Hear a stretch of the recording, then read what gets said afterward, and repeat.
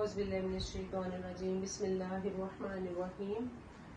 جیسا کہ پچھلی کلاس میں ہم نے حمزہ کا مخرج پڑھا تھا، آج انشاءاللہ تعالی ہم ہا کے مخرج کو دیکھیں گے۔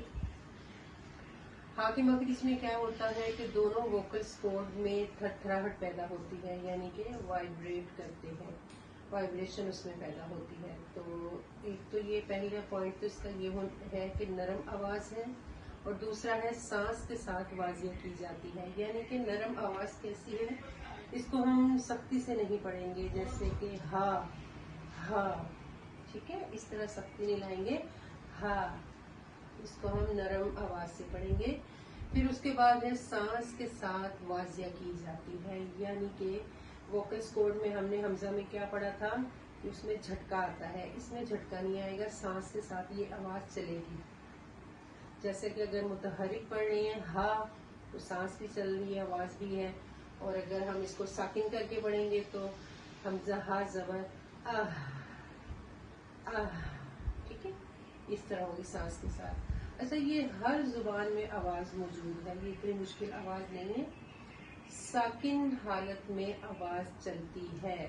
کیسے، ہم یہاں پہ پریکٹس کر کے اس کی دیکھتے ہیں۔ جیسے ہا زبر ہا، ہا زیر ہی، ہا پیش ہو، ہا ہی ہو، پھر حمزہ ہا زبر آہ، حمزہ ہا زیر اہ، اس میں کیا ہو رہا ہے، سانس بھی چل رہی ہے ہماری اور آواز بھی چل رہی ہے۔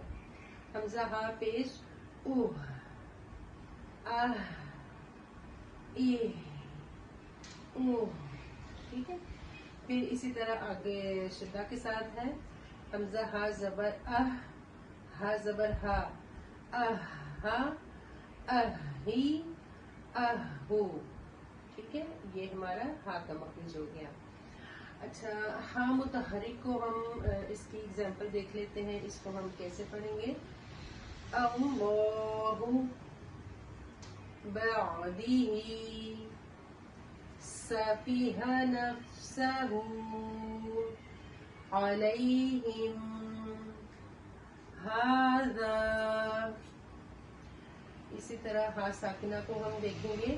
یہاں پہ ہم نے ہا کو واضح کیا، متحرک تھے یہ، ان کو ہم نے پڑھ لیا۔ اب ہم ساکنہ کو دیکھیں گے کیسے ہے۔ اہلہا اہدنا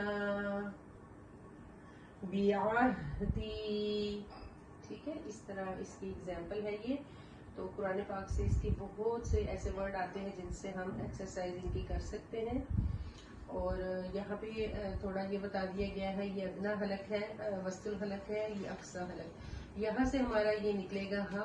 تو یہاں پہ اس پارٹ پہ آپ نے جو گلے کے قریب ہے، یہاں پہ اپنی فنگر رکھنی ہے سینٹر میں، اور آپ نے ہا کا مخرج چیک کرنا ہے کیسے، حمزہ ہا زبر آہ، یہاں پہ فنگر رکھ کے آہ، اگر وائبریشن آپ کی ہو رہی ہے تو سمجھے آپ کا مخرج بالکل ٹھیک ہے۔